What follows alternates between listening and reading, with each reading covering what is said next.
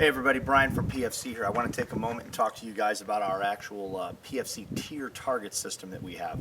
This was kind of the generation of the style in which we taught shooting responses, and really just a complete lack of appropriate targets that existed out there for us to use in training a number of years ago.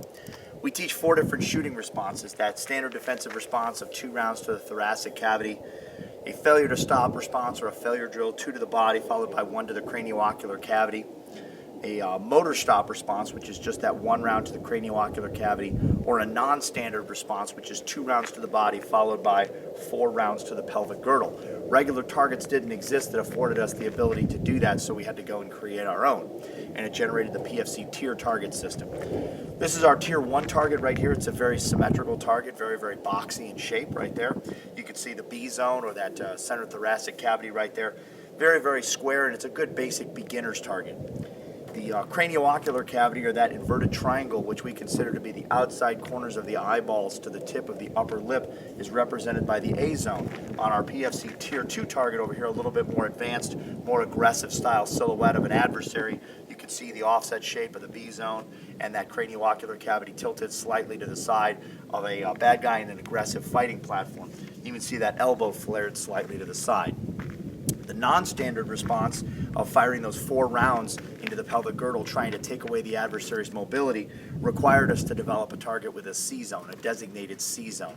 That's bound by the top of the hips to the top of the thighs. Inside of there, we've got 2 ball and socket joints, the iliac artery, we've got the 2 femoral arteries, we've got the pelvis itself, we've got the individual's genitals and whatnot.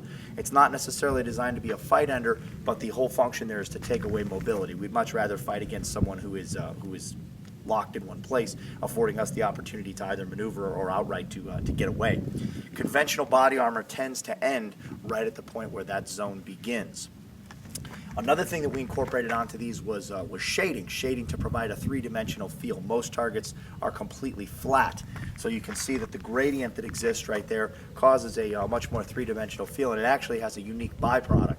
Shooters crave their sights to look good, so oftentimes we'll see rounds grouping in the areas where the shooter's sights look the best, which is not necessarily the best place to put those rounds, so we get some added benefit from that.